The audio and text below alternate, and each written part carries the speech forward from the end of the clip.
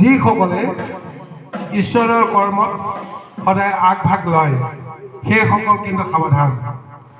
পোনপটীয়াকৈ সেইসকলক উদ্দেশ্য কৰি ভাগৱতে কৈছে যে বেদ শাস্ত্ৰ পঢ়ে নিত নাহি মাধৱত চিত্ত ভোজনীৰ নাম মাত্ৰ লৈ। দেখিছেনে বাৰু? আমি এতিয়া ধৰক এই গুৰু কৰ্মভাগ কৰিবলৈ আহোঁতে ঈশ্বৰৰ নামত আমি সমৰ্পণ কৰোঁ, ঈশ্বৰৰ নামত আমি ভোজনী দিওঁ। এই ভোজনীটো কোনে লয়? যিসকলে কৰ্ম কৰে তেওঁলোকৰ ভাগত ঈশ্বৰৰ এই সম্পদ ভাগ আহে। আৰু এইটো এটা নিয়মত পৰিণত হোৱাৰ কাৰণে কিবা নহয় কিবা প্ৰকাৰে এই সম্পদৰ ওপৰত আশা আকাংক্ষা আমাৰ জাগে। যেতিয়া একে পৰ্যায়ৰ ভকতসকল থাকে, একে কৰ্ম কৰিব পৰা জোখাৰে উপবিষ্ট হৈ থাকে, তেতিয়াহ'লে বিতৰ্কটো বেছি আহে। কোনে পাব এই ভাগটো, হয়নে নহয়? কোনে কাৰ অধিকাৰ আছে, এই কথাখিনিত লৈ কিমান বিতৰ্ক হয়। তাৰমানে এই বিতৰ্কটো ধৰা পৰে যে এই ভোজনীৰ আশাতহে কি এই ভকতসকল ঈশ্বৰৰ কৰ্মখিনি কৰে বা আহে, নহয় জানো? কিন্তু আজি বিধিয়ে কি কৈছে যে বেদ শাস্ত্ৰ পঢ়ে নিত নাহি মাধৱত চিত্ত। আমি এইটো সদায়তো বেদ শাস্ত্ৰ পঢ়ি আছো, নাই জানো? আমাৰ প্ৰভুজনে পঢ়ি আছে, আমি কৈ আছো। যদি আমাৰ মন আৰু চিত্তটো যদি আমাৰ কৃষ্ণত নাই, মাধৱত নাই, তেতিয়াহ'লেতো আমি মিছাই পঢ়ি আছো। আৰু মিছাই পঢ়ি ঈশ্বৰক চিত্তটো নিদি আমি ভোজনীটোলৈ গুচি যাম, কি লাভ হ'ব? গতিকে আত্ম উপলব্ধি কৰিব লাগিব যে আমি ঈশ্বৰক দিয়া যিটো ভোজনী, মই যদি ল'ব লাগে মইতো ঈশ্বৰে হ'ব লাগিব, লাগিব নে নালাগিব? মইতো ঈশ্বৰে হ'ব লাগিব। এতিয়া আমাৰ গুৰু থাপনাত কেইবাটাও ভোজনী দিয়ে, বহুজনে বহু ধৰণকে বহু ব্যৱস্থা বহু সমাজত চলে। কেতিয়াবা আপোনাৰ 4টা 8টা ভোজনী হয়, 9টা ভোজনী হয়, 10টা ভোজনী হয়। বিধি অনুপাতে সকলোৱে এটা তাৰ বিধান এটা ৰাখে। সেইকেইটা ভোজনী কাক দিয়ে? যে গুৰু কৰ্ম কৰিব পৰা জোখাৰে যিসকলৰ যোগ্য আছে, গুৰু যাৰ আদেশ আছে, সেইসকলক মেধি দেউৰীয়ে সেই ভোজনীসমূহ অৰ্পণ কৰে। কিন্তু তাৰ গুহাৰ্থটো এইটোৱেই, ঈশ্বৰক দিয়া ভোজনী ঈশ্বৰ পুৰুষকে দিব লাগে। গতিকে আমাৰ ঈশ্বৰ পুৰুষ বুলি পেলাই যদি এই ভোজনীটো দিছে, আমি যদি গ্ৰহণ কৰিছো, সাৱধান। কোনো কাৰণতে যেন এই ভোজনী মৰ্যাদা মানে হানি হোৱাকৈ আমি যেন কৰ্মদোষত পৰিব লগা নহয়। কৰ্মদোষত পৰিলেতো আমি ফলটো নিজেই পামেই। গতিকে গোটেই জীৱনটো ঈশ্বৰৰ কৰ্ম কৰিলোঁ আৰু শেষত গৈ আমি চটফটাই হায়ৈ বিয়ৈ কৰি আমি মৰিলোঁ। গোটেই জীৱনটো আমি খাদ্য সংযত হৈ আমি শুদ্ধ আহাৰ ভক্ষণ কৰাৰ নামত জীৱনৰ শেষত আমি অখাদ্য ভক্ষণ কৰি যাব লগা হ'ল। কিয়? এই কৰ্ম দুখবিলাক যে আমি যে কৰি আছিলোঁ, আনে দেখক নেদেখক, বুজক নুবুজক বেলেগ কথা, কিন্তু নিজেতো আমি বুজো যে মোৰ দুখ কি। মই বাধ্যত পৰি এদিন যদি স্নান নকৰাকৈ যদি গুৰু সেৱা কৰিলোঁ, আনে দেখক নেদেখক বেলেগ কথা, মইতো নিজে জানো তাৰ ফলটোতো মই এদিন ভুগিব লাগিব। এই কথাটোতো মইতো নিজেই সচেতন হোৱাটো দৰকাৰ নহয় জানো? সমাজে ৰাইজে আমাক যেনেকেই নহওক কৃপা কৰিব, যেনেকেই নহওক আমাক ক্ষমা কৰিব, কিন্তু ঈশ্বৰে আমাক ক্ষমা কৰিব জানো? ঈশ্বৰেতো কেতিয়াও আমাক ক্ষমা নকৰে, যদিহে প্ৰকৃততে আমি দুখ কৰিছোঁ। গতিকে এইটো ব্যৱস্থালৈকে আমি আহিব লাগিব। গতিকে সেইকাৰণে কৈছে সন্ন্যাসী হৈ যায় ভকতিৰ গোন্ধ নাই, নিৰৰ্থক দণ্ড মাত্ৰ ধৰে। ধৰ্মদণ্ড হাতত লৈ তেওঁ সন্ন্যাসীৰ বেশ লয় আৰু ভকতিৰ নাম গোন্ধ নাই। যেনি তেনি আহাৰ খায়, শুদ্ধ অশুদ্ধ বিচাৰ নাই, যেনি তেনি কৰ্ম কৰে, যেনি তেনি ভোজন কৰে, সেইসকলক দেখি বাকীসকলেও অনাচাৰী হয়। এই সাধু সন্ত মহন্তজনে যদি খাব পাৰিছে, আমিনো কিয়? এইবিলাক আচৰণে জানো আমাৰ সমাজখন জানো দূষিত কৰা নাই জানো? তেতিয়া আচল দুখৰ দোষী কোনজন? ভণ্ড তপস্বীজন, ভণ্ড বিকি সন্ন্যাসীজন। সেইজনে নহয় জানো? তেওঁৰ পৰাহেতো বাকীখিনি হৈছে। তেওঁ বাহিৰত বৰ নাম গাব, সমাজত সমস্তকে ভাল ভাল উপদেশ দিব, ঘৰত গৈ ল'ৰা ছোৱালীকেইটাৰ আগত তিৰোতাৰ আগত বৰমতাটো চেলাই সকলোকে গালি শুবনি পাৰি থাকিব। এয়া জানো বাহিৰত ভকতক উপদেশ দিয়াজনৰ কৰ্ম হ'ব পাৰে জানো? গতিকে এইবিলাকো কৰ্মটোত আমি ভুগিব লাগিব নালাগিব জানো? গতিকে এই সমস্ত কথা আমি নিশ্চয় মনত ৰাখিব লাগে। আনো নানা কৰ্ম ছয়, ফল কামে আচৰয়, ভকতিৰ নলয় গোন্ধ। যিমানেই আমি কৰ্ম নকৰোঁ কিয়, তাৰ নিশ্চয় যদি আমি ফল বাঞ্ছা কৰোঁ, ভকতিৰ কোনো এটা নাম গোন্ধও যদি আমি নলওঁ, জানিব লাগিব যিজনে যদি সঁচাকৈ শুদ্ধ ভকতি আচৰণ কৰে, তেওঁ ক'ব নালাগে যে মই ভকতি কৰ্ম কৰিছোঁ।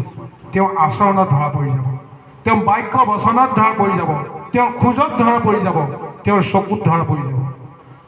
আৰু এইসমূহ লক্ষণ যিসকলে প্ৰত্যক্ষ কৰে, সেইজনক যদি সেই গুণেৰে যদি মহিমামণ্ডিত বুলি ভাবে, দেখাৰ লগে লগে শ্ৰদ্ধাত দুখ খাই যাব মন। মহা অহংকাৰীজনো তেওঁৰ সন্মুখত থিয় হ'বলৈ ভয় কৰে। একো এষাৰ নোকোৱাকৈ সেইজনে আনৰ মন প্ৰাণ জয় কৰিব পাৰে। নিজে ক'বই নালাগে, তেওঁৰ আচৰণতেই প্ৰত্যক্ষ হৈ যাব, আচৰণতে প্ৰমাণ হৈ যাব। সাত শত্ৰুজনেও তেওঁক বাট এৰি দিবলৈ বাধ্য হ'ব, কিন্তু তেওঁ গমেই নাপাব তেওঁক লৈ কোনে কিমান শ্ৰদ্ধা কৰে, ভক্তি কৰে, ভয় কৰে। গতিকে সেই লক্ষণটো যিসকলৰ আছে সেইসকলেই পৰম পণ্ডিত। মহা ভাগৱতে শাস্ত্ৰই এই তত্ত্বটোকে কৈ আছে। গতিকে যেন নিজ কৰ্ম এৰি গ্ৰাম্যৰ যাজকে বেহি, পুৰে পৰ কৰ্মত প্ৰবন্ধ। আমাৰ সমস্তবিলাকতো সেইটোৱেই, নিজৰ ধৰ্ম কৰ্ম কৰিবলৈ যাওঁতে নিজেই নাভাবোঁ মোৰ কৰ্মটো কি দুখ আছে। এতিয়া আমি নিজৰ কৰ্মৰ দুখটো লুকুৱাবৰ কাৰণে আনৰ কৰ্মৰ দুখ এটা উলিয়াই লওঁ, এইটোৱে আমাৰ প্ৰবৃত্তি নহয় জানো? আনৰ ভুল এটা আমি সদায় দেখুৱাবৰ কাৰণে প্ৰযত্ন কৰোঁ, কাৰণ কোনোবাই যদি মোক যদি আঙুলিয়াই, ময়ো কাৰোবাক আঙুলিয়াব পাৰিব লাগিব। মুখ বন্ধ কৰি দিব পৰা এটা বুদ্ধি আমি সদায় আমি কুট কৌশলৰ সৈতে অৱলম্বন কৰোঁ।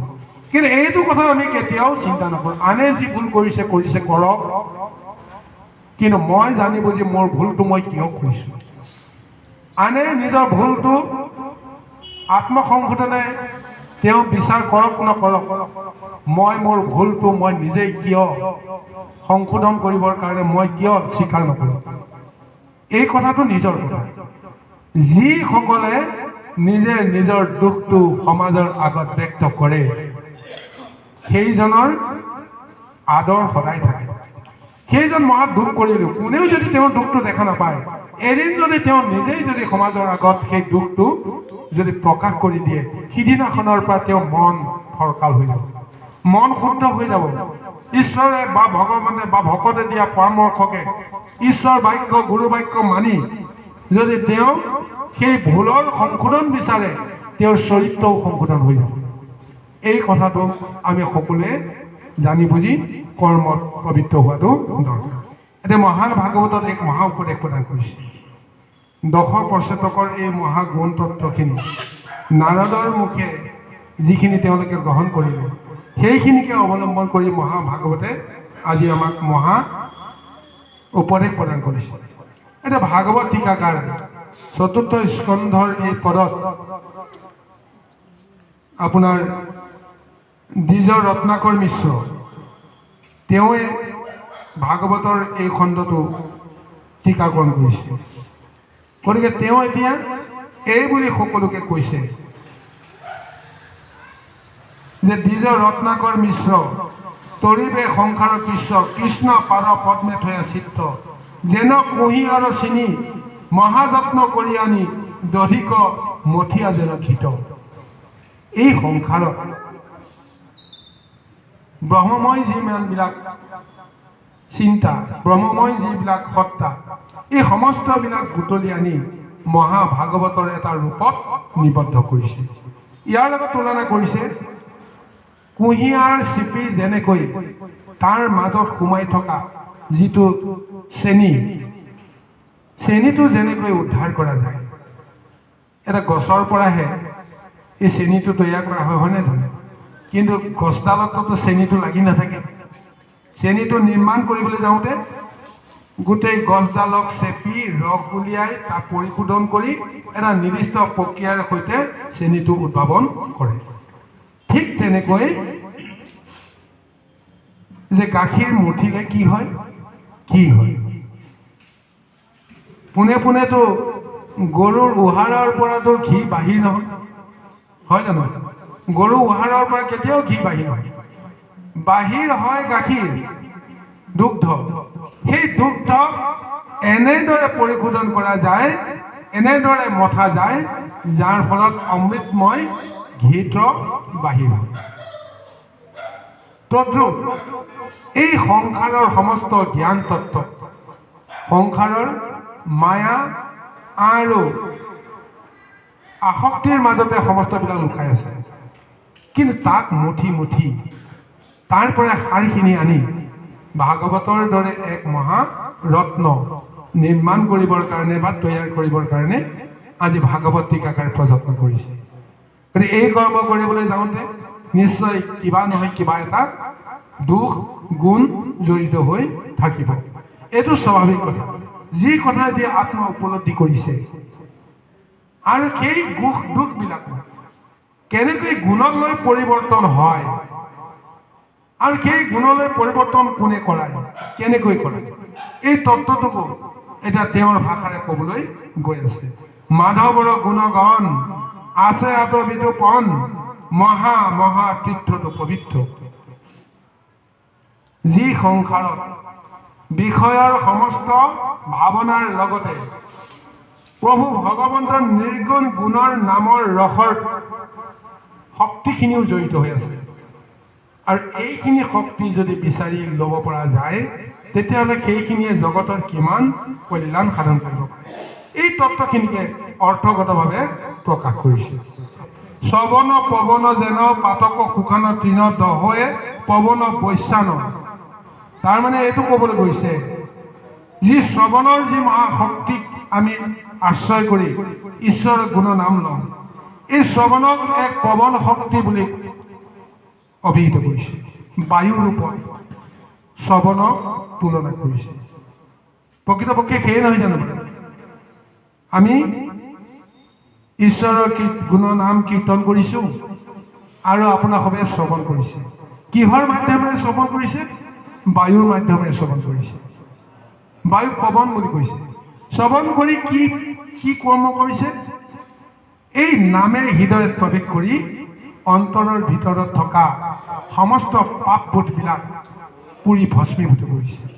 যেনেকৈ শুকান বনক অগ্নি পোৱাৰ পিছত নিমিষতে সমস্তবিলাক ভস্ম কৰিব পাৰে, পুৰি ছাই কৰিব পাৰে, ঠিক তেনেকৈ এই শ্ৰৱণ নামৰ বায়ু শক্তিটোৱে, পৱন শক্তিটোৱে দেহৰ ভিতৰত থকা সমস্ত পাপবোধবিলাকক পুৰি নাইকিয়া কৰিব পাৰে। অসাৰ সংসাৰ তৰু তাৰ চেদ লতা গুৰু পৰশু কুঠাৰ পতন্তৰ। এইখন বিষয়ৰ সংসাৰ। এইখন সংসাৰত দেহৰূপী এক তৰু, এক বৃক্ষ আমি সদায় ধাৰণ কৰি আছো। কিন্তু এই দেহটো ছেদন কৰিলে আমি কি পাম?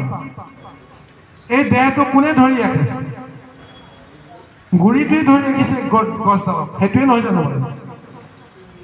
কিন্তু গুৰিটোৱে যদি গছডালক ধৰি ৰাখিছে, গছডাল ছেদন কৰিলে গুৰিটো ছেদন কৰিব নালাগিব জানো? তেতিয়াহ'লে গছডাল বাগৰি পৰিব। কিন্তু আমাৰ দেহ বৃক্ষডাল গুৰিটো ক'ত আছে? যদি গুৰিটো চাওঁ, তেতিয়াহ'লে গুৰিটো যদি বিচাৰি চাওঁ, তেতিয়াহ'লে গছৰ গুৰিটো যেনেকৈ ভূমিত লাগি থাকে, দেহৰ গুৰিটোতো ভূমিত লাগি নাথাকে, থাকে জানো? সংসাৰ বৃক্ষ সেইডালৰ বোলে গুৰিটো আছে ওপৰত, ডাল পাতবিলাক আছে তলত। তেতিয়া ছেদন কৰিব লাগে কাক? যদি ওপৰৰ অংশটো যদি ছেদন কৰা যায়, গছডাল বাগৰি যাব। কথাটো সেইটোৱে নহয় জানো? মুণ্ড ছেদ হৈ যোৱাৰ পিছত আমাৰ কি হ'ব? দুখন শক্তিশালী ভৰিৰে দপদপাই থকা শৰীৰটো নিমিষতে ধাচ খাই পৰি নাযাবনে বাৰু? গতিকে সংসাৰ বৃক্ষডাল এইডাল, দেহ বৃক্ষডালকে কোৱা হৈছে। তাৰ গুৰিটো আছে ওপৰত। ওপৰত কোন থাকে? স্বয়ং প্ৰভু ভগৱন্তে। তেওঁ ব্ৰহ্মলোকত, সত্যলোকত, ব্ৰহ্মলোকত অৱস্থান কৰি থাকে। গতিকে সেই প্ৰভু ভগৱন্তক যদি আমাৰ এই মৰ্ত্যৰ দেহটো, প্ৰকৃতি দেহটো যদি বিচ্ছিন্ন কৰি দিয়া যায়, তেতিয়াহ'লে সমস্তবিলাক অৰ্থহীন হৈ যায়। কিন্তু মূল আকাংক্ষাটো কোনে কৰে? এই মৰ্ত্যতে নহয় জানো? আমাৰ তিনি তৈলোক ক'ত আছে? স্বৰ্গ, মৰ্ত্য, পাতাল দেহৰ মাজতে থকা নাই জানো? আপোনাৰ মুণ্ডৰ পৰা, মানে কণ্ঠ মূলৰ পৰা ওপৰ খণ্ড, এই খণ্ড বোলে স্বৰ্গ খণ্ড। কণ্ঠ মূলৰ পৰা নাভি মূললৈকে এই খণ্ডটো হৈছে মধ্য খণ্ড, আৰু নাভি মূলৰ পৰা তললৈকে এই খণ্ডটো হৈছে পাতাল। স্বৰ্গ, মধ্য, পাতাল এক হ'লেহে এটা ৰূপ হয়। তিনি তৈলোক বিশ্ব ব্ৰহ্মাণ্ডৰ এটা বাস্তৱ ৰূপ কেতিয়াও এক লোকক বাদ দি কেতিয়াও সম্ভৱ নহয়। স্বৰ্গ, মধ্য, পাতাল থাকিব লাগিব। দেৱতা সকলো থাকিব লাগিব, দৈত্য সকলো থাকিব লাগিব, মনুষ্য সকলো থাকিব লাগিব। আমাক দিছে ক'ত? পাতালত দিছে দেৱতা, দৈত্যসকলক, অসুৰসকলক। মধ্যত দিছে নৰসকলক, মনুষ্যসকলক মধ্যত, আৰু স্বৰ্গত দিছে দেৱতাসকলক। গতিকে মূৰৰ পৰা মুণ্ডৰ অংশত স্বৰ্গ ৰাজ্য, ইয়াত দেৱতাসকলে ভোগ কৰে। কিন্তু প্ৰকৃতপক্ষে দেৱতাসকলে ভোগৰ বাঞ্ছাটো কৰে নে নকৰে সেইটো চাব লাগিব। প্ৰকৃততে ভোগ কৰে কোনো মৰ্ত্য খণ্ডতহে ভোগ হয়, নহয় জানো? মৰ্ত্য খণ্ডতহে ভোগ হয়। কিন্তু দেৱভোগ আহে ক'ৰ পৰা? স্বৰ্গৰ পৰা আহে। মুখমণ্ডল স্বৰ্গত নাই জানো? হয়নে নহয় কওকচোন? মুখমণ্ডল স্বৰ্গত আছে, কিন্তু স্বৰ্গৰ পৰাই ভোগৰ বাঞ্ছাবিলাক আহে ক'ত? মৰ্ত্যত আহে। মৰ্ত্যতে সমস্ত ভাল বেয়া বিচাৰ বিবেচনা হ'ব। ৰোগ ব্যাধি কিবা কিবি বিকাৰবিলাক এই মৰ্ত্যতেই সমস্তখিনি আৰম্ভ হয়। তাৰ বিষক্ৰিয়াহে পাতাললৈকেও যাব পাৰে, স্বৰ্গলৈকেও যাব পাৰে, কিন্তু আচল খণ্ডটো থাকিব। কিন্তু প্ৰভু ভগৱন্ত তিনি তৈলোকত ক'ত নাই? যে ওপৰত বোলে ব্ৰহ্মলোকত প্ৰভু ভগৱন্ত নিজেই অৱস্থান কৰি আছে, আৰু বোলে হিৰি কমলত তেওঁ নিজেই বিৰাজমান হৈ আছে। হিৰি কমল মানে কি? মৰ্ত্যলোক নহয় জানো? আৰু চৰণত বোলে বিষ্ণু ৰূপত তেওঁ থাকে। চৰণ ক'ত? পাতালত নহয় জানো? এই স্বৰ্গ, মৰ্ত্য, পাতাল সমস্ততে প্ৰভু ভগৱন্ত অহা যোৱা কৰিয়ে আছে। তেতিয়া প্ৰভু ভগৱন্ত ক'ত নাই? এই তত্ত্বটো আমি বিচাৰি চাব লাগিব। এই তত্ত্বটো বিচাৰি গোটেই সংসাৰত যদি ভগৱন্তৰ ৰূপ ৰসে যদি ভৰি থাকে, বিষময় সংসাৰৰ বাসনাত সেইবিলাক আমি চিনিব নোৱাৰোঁ, ধৰিব নোৱাৰোঁ, বুজিব নোৱাৰোঁ, কাৰণে আমাৰ দুৰ্গতিৰ সীমা নাই। গতিকে তাকেই আজি মহাভাগৱতৰ টীকাকাৰে কৈছে, এই সমস্ত বিলাকক বিচাৰি বিচাৰি কুঁহিয়াৰ পৰা চেনি বনোৱাৰ দৰে, গাখীৰৰ পৰা ঘিউ বনোৱাৰ দৰে, এতিয়া মহাবিষময় কৰ্মৰ পৰাও এতিয়া অমৃতময় ভাগৱত তেওঁ এতিয়া ৰূপ দিবৰ কাৰণে প্ৰযত্ন কৰিছে।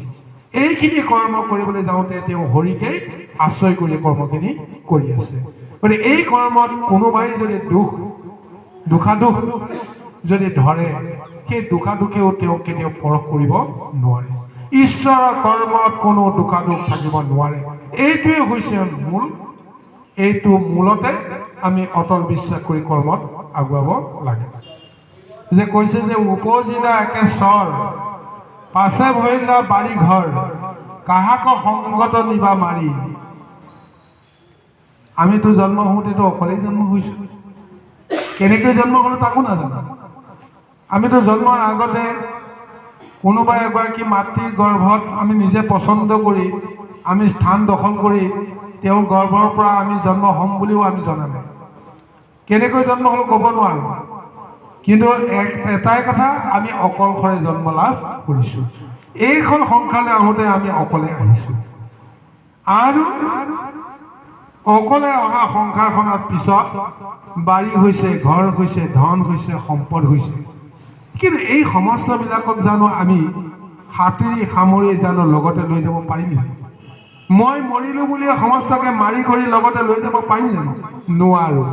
গতিকে সেইকাৰণে কৈছে, থাকিবেক ইটো স্থানে যত ধন জন মানে কিক মৰা ভাষ যে কিহৰ কাৰণে ইমান চিন্তা কৰি মৰিছা, যিবিলাক তুমি লগত নিবও নোৱাৰা, যিবিলাকক লৈ তুমি একো কৰিবও নোৱাৰা। গতিকে এইবিলাকৰ কথা চিন্তা কৰি কি লাভ? কিন্তু এইবিলাককতো আমি চিন্তা নকৰাকৈতো থাকিব নোৱাৰোঁ, পাৰিম জানো বাৰু? মই ল'ৰা ছোৱালী জন্ম দিলোঁ, এইবিলাকৰ অৰ্থ নাই বুলি আমি এৰি থৈ গুচি গ'লোঁ।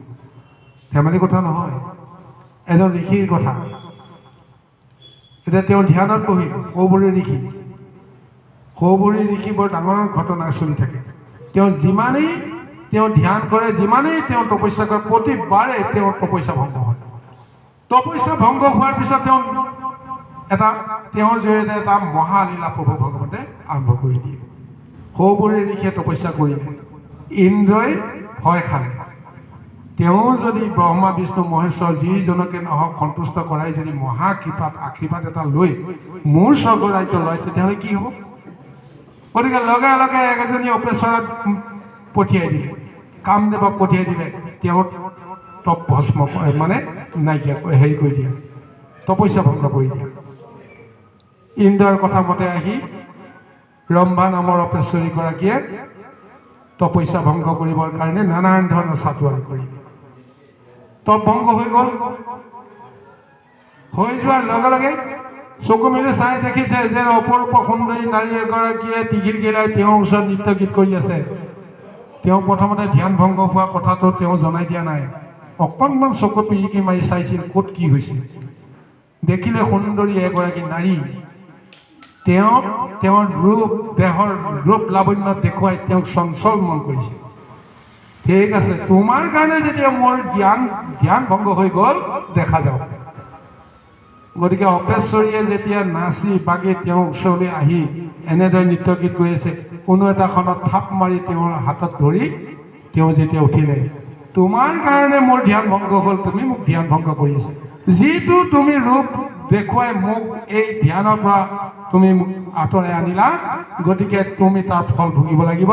এতিয়া তুমি মোৰ ভাৰ্যা হ'ব লাগিব, এতিয়া আৰু ৰক্ষা নাই। ৰম্ভাইটোতো ভবাই নাছিল যে এনেকুৱা এটা পাকত তেওঁ পৰিব। ইন্দ্ৰক লগে লগে সুধিলে, হে প্ৰভু, এতিয়া মই কি কৰিম? তোমাৰ আদেশ মতে মই আজি কৰ্মখিনি কৰিলোঁ, এতিয়া ঋষিয়ে যিটো ৰূপ ল'লে, এতিয়া মই এতিয়া কি কৰিম? ঋষিকটোতো মই তেতিয়া অনাদৰো কৰিব নোৱাৰোঁ, এতিয়া মই কি কৰিম? তেতিয়া ইন্দ্ৰই ক'লে, উপায় নাই, তুমি ঋষিক সন্তুষ্ট কৰিবই লাগিব। দেখিছেনে বাৰু? তেতিয়া সেই ঋষিয়ে ক'লে যে দুটা পুত্ৰ মোক জন্ম দিব লাগিব, দুটা পুত্ৰ তোমাৰ পৰা মই পাব লাগিব। তেতিয়া ইন্দ্ৰক সেই ৰম্ভাই ক'লে যে খন্তেকতে এই পৃথিৱীৰ পৰা যাওঁ মোৰ লাগি আছে, মই কোনো কাৰণতে দুটা পুত্ৰ সন্তান জন্ম দিয়ালৈকে মই এই ঋষিৰ লগত মই থাকিম, কেতিয়াও এইটো সম্ভৱ হ'ব। তাৰপিছত ইন্দ্ৰই ক'লে, হ'ব, তুমি চিন্তা কৰিব নালাগে, তুমি কিছুদিন ৰোৱা, তুমি বহুদিন ৰ'ব নালাগে, একেলগতে দুয়োটা পুত্ৰ তুমি জন্ম দি কম সময়তে তুমি গুচি আহিব পাৰিবা। বোলে হয় নেকি? বোলে হয়।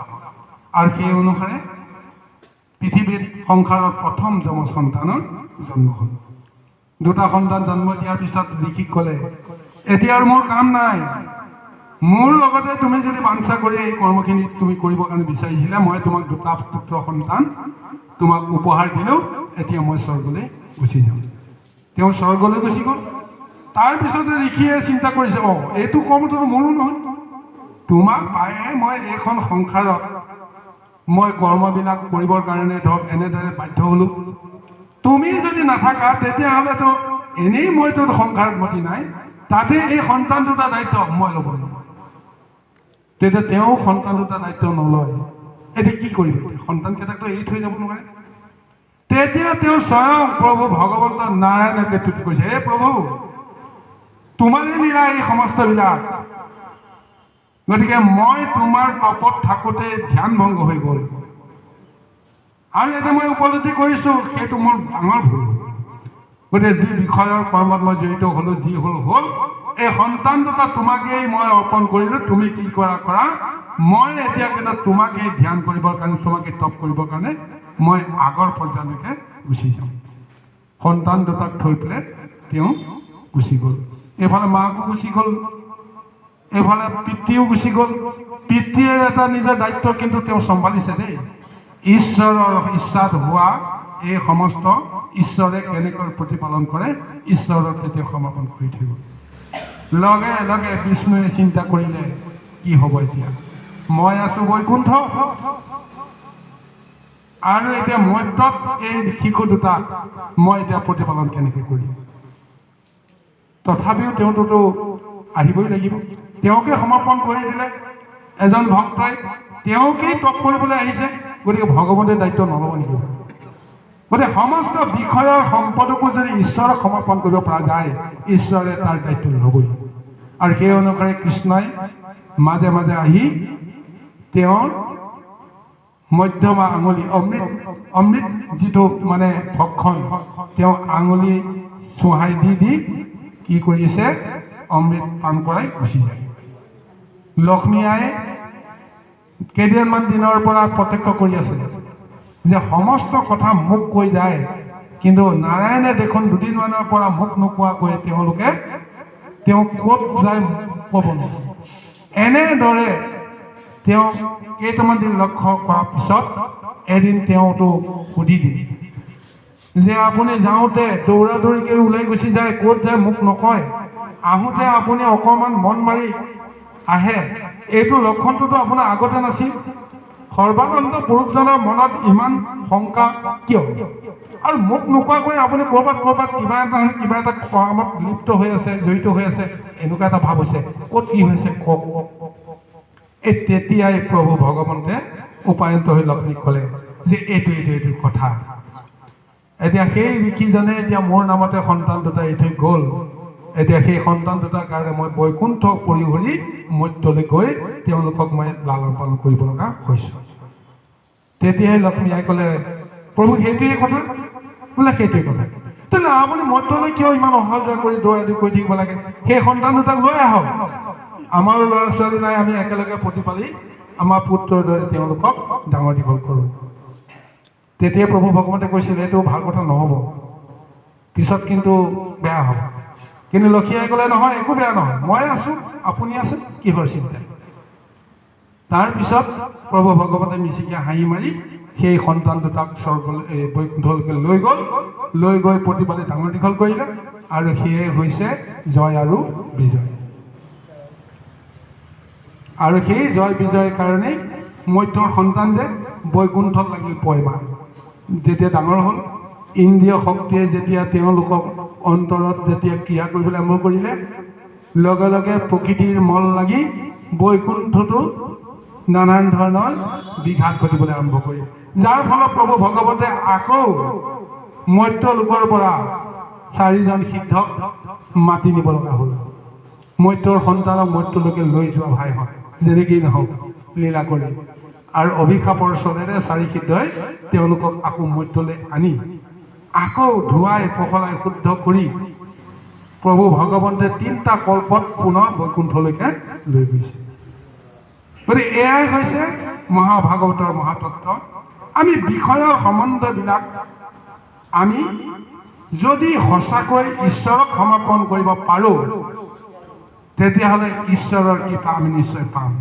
আমি সৰুবোৰে ঋষিৰ এই কথাকেইটাৰ কাৰণে সেই সন্তানকেইটাক যে এৰি থৈ ঈশ্বৰক সমৰ্পণ কৰি থৈ গুচি গ'ল, তদ্ৰুপ আমিও নিজৰ গৃহবাসৰ পৰা ওলাই আহিছোঁ, সকলোৱে ওলাই আহিছে, ক'ৰবাত কৰ্মত আপোনালোকে জড়িত হৈছে। ওলাই অহা সময়ত যদি আমি সমস্ত গৃহখন, সংসাৰৰ দায়িত্বখন ঈশ্বৰৰ নামত যদি সমৰ্পণ কৰি থৈ আহোঁ, আমি যি কৰ্মতে আমি নিবিষ্ট নাথাকোঁ কিয়, আমি আনন্দ মনেৰে কৰ্মখিনি আমি কৰিবলৈ সুযোগ পাম। যদিহে আমি ঈশ্বৰ সমৰ্পণ নকৰোঁ, মই নহ'লে ঘৰখন কেনেকৈ চলিব, এই ধাৰণাটোৱে যদি আমাক ব্যতিব্যস্ত কৰে, আমি যি কামতে আমি পবিত্ৰ নহওঁ কিয়, আমি কোনো কামত স্থিৰ বুদ্ধি মনেৰে আমি কৰ্মটো সাধন কৰিব নোৱাৰোঁ। গতিকে এই তত্ত্বৰে আমি আজি মহাভাগৱতৰ আলোচনা সমাপ্ত কৰিছোঁ।